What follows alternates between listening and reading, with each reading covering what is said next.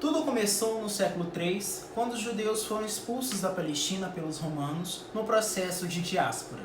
Uma grande quantidade de judeus, durante o século XIX, migrou em massa para o seu território de origem, até então habitado por povos árabes e muçulmanos.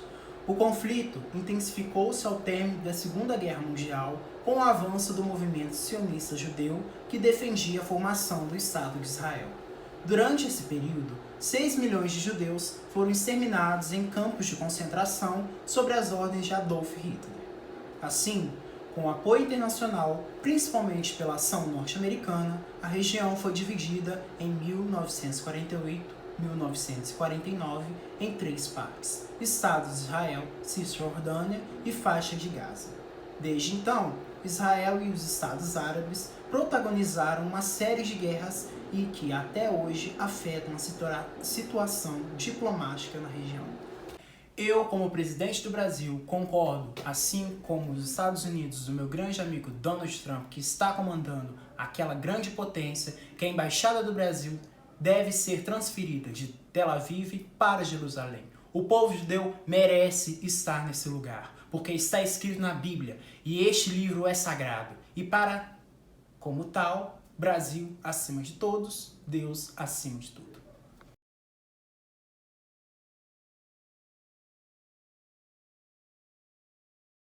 Trata-se de uma atitude desnecessária e de violação aos direitos internacionais a abertura de um escritório comercial brasileiro nesse território.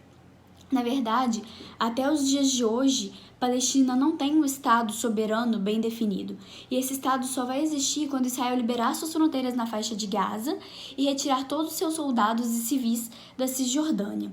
E não há indícios de que isso vai acontecer tão cedo.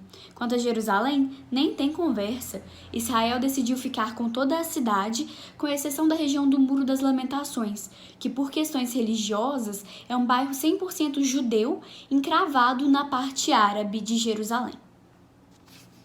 A decisão israelense de não abrir mão de parte da cidade praticamente impede a criação de um acordo para a formação de um Estado palestino de verdade.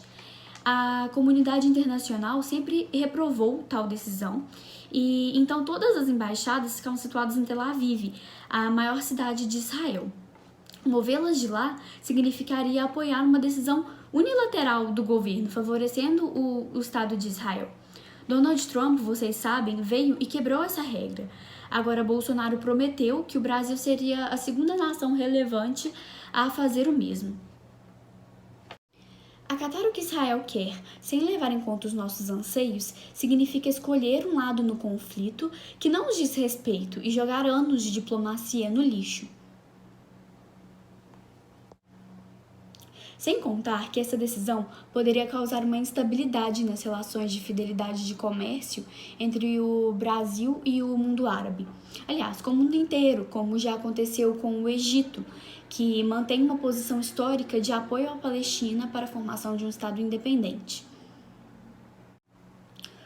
O governo do Egito cancelou uma viagem que o ministro oficial das Relações Exteriores faria ao país e pelo menos 20 empresários brasileiros que estão no Egito terão de retornar. Essa ideia mostra uma repulsão à proposta de Bolsonaro de transferir a embaixada brasileira. Vale lembrar, nesse contexto de instabilidade econômica, que juntos os países árabes compõem o segundo maior comprador da proteína animal brasileira. E uma retaliação desses países árabes poderia abrir concorrência no mercado exportador para países como Turquia, Austrália e Argentina, fragilizando então a economia brasileira.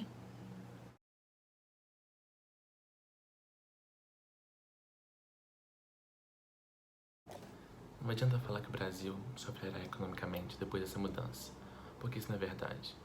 A carne que o Brasil vende para os países árabes corresponde apenas a uma pequena parcela das exportações brasileiras.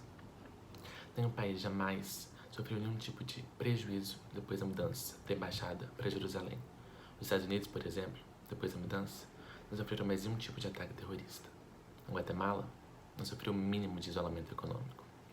A Austrália, depois de afirmar, e com razão, que a capital do meu país era Jerusalém, não sofreu nenhum tipo de retaliação. Essa aproximação vai ser extremamente benéfica para o Brasil, visto que Israel é um país com enorme destaque em tecnologia, na saúde, com os hospitais e principalmente em segurança pública. Nós estamos cercados por inimigos históricos e sempre vencemos todas as guerras. Em 1967, passamos pela Guerra dos 6 Dias, ocupando territórios vizinhos, como a Península do Sinai e a Cisjordânia, além de termos libertado Jerusalém Oriental do domínio dos jordanianos, que ocupavam o território desde 1948, impedindo-nos de cultuar no Muro das Lamentações e enchendo entornos sanitários públicos.